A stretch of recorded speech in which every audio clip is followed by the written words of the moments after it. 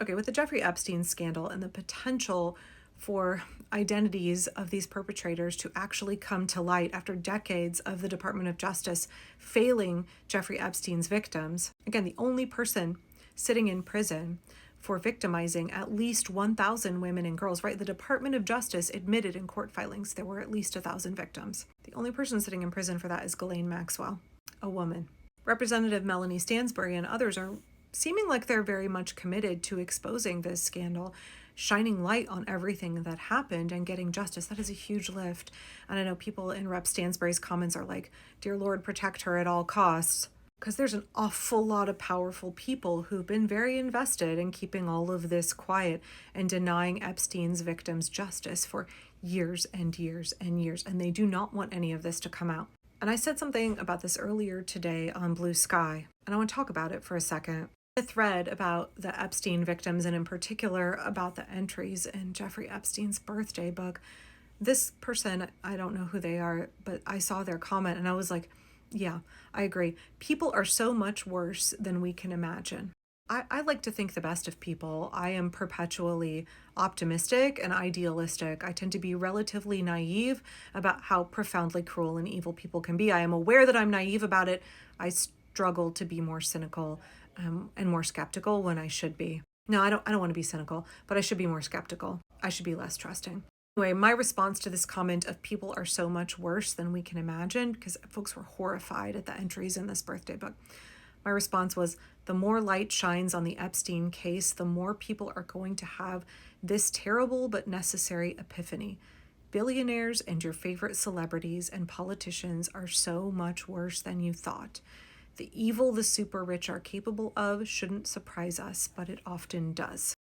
Over the last couple of weeks, I have seen too many people on social media, centrists, liberals, folks on the left even, who they really still think that there are good billionaires. They really think that there are still good guys who are worth billions and billions of dollars, and that those folks actually have the best interest of the working class at heart, that they really want to build a better America for the working class. No, y'all, no. There's no such thing as an ethical billionaire. The reason they've been able to become billionaires in the first place is because they have no qualms about exploiting working class people and exploiting the environment. No qualms about it. They have no problem hoarding vast quantities of wealth, while 47 million Americans struggle with food insecurity. They have no problem hoarding vast quantities of wealth.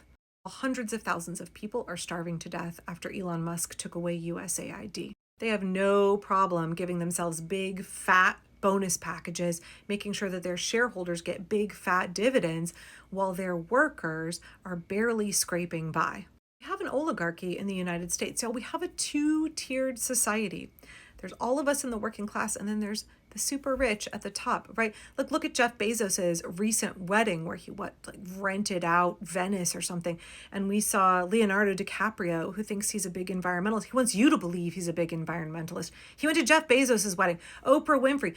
In the middle of America going through a fascist takeover, in the middle of people losing their healthcare and their jobs, in the middle of immigrants being rounded up, we saw the super rich celebrities going to Jeff Bezos's wedding, flaunting their obscene wealth in our faces and acting like we should be gobbling up those gossip rags and oohing and awing over them, living a life we could never conceive of. We should not be surprised that those kind of people will assault little girls and think that they're entitled to it and see no problem with it. Make birthday books about it where they list their real names. They think they are entitled to an entirely different life from you and I. They think we should be funding their wealth and comfort. We exist to fund their luxurious lifestyles. We exist to provide pleasure, entertainment with our blood, sweat, tears, life hours, our psyches, our bodies, our very lives. We should not be surprised by this. The super rich don't see us as fully human. We are just a means to an end for them, right?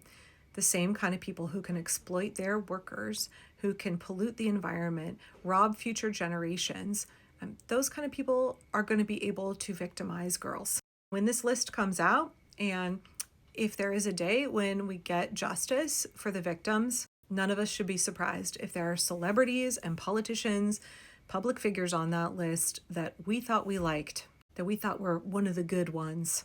Just like an awful lot of people on this app right now seem to think that they're good billionaires, I think there's an awful lot of people who think that they're like good benevolent celebrities, that these people, they're just lovely and wonderful because we have parasocial relationships with them, right? Because we want to believe the best in them. And I think people are going to be hurt when they see names on that list. They felt like, oh no, not you. I will not be surprised. Any rich person, I feel like there's a potential for any of them to be on that list. They want to play by a different set of rules. They have been able in this country to play by a different set of rules for decades. They have gotten away with victimizing 1,000 women and girls, trafficking and victimizing them for years and years and years. And we don't know who these people are. There is no justice so far. The same way the oligarchy continues to fuck all of the working class, exploit and harm all of us, inflict suffering on all of us, and they don't face accountability.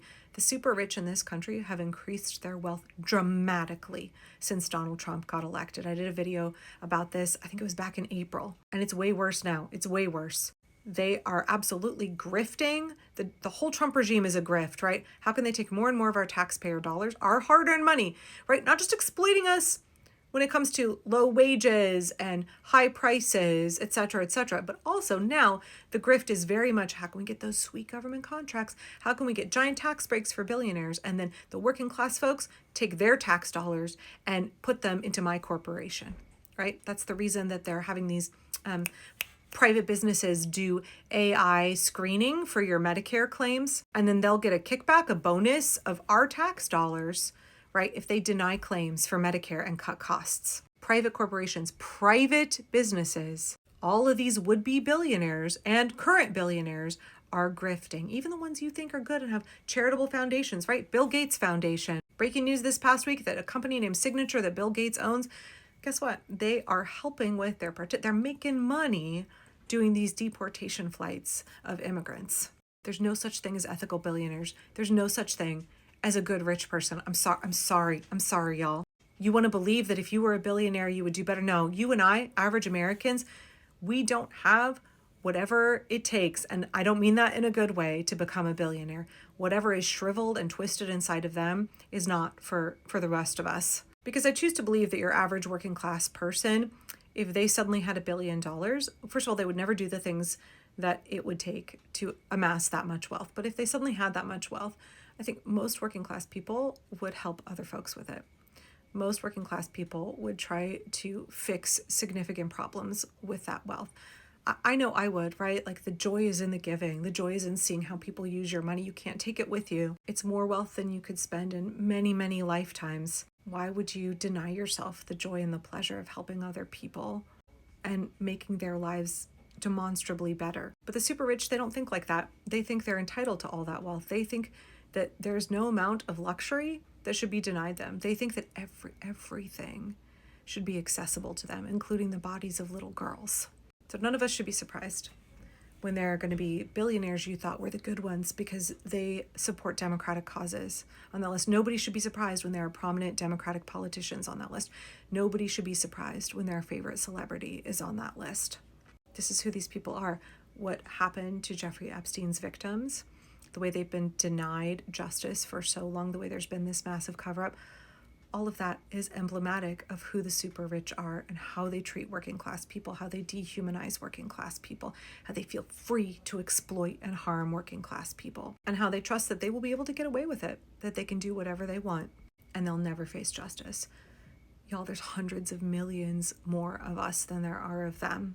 Now's a good time. It's a good time in history to show them that justice will not escape them, to remind them that the power of the people is greater than the people in power, and we must get justice.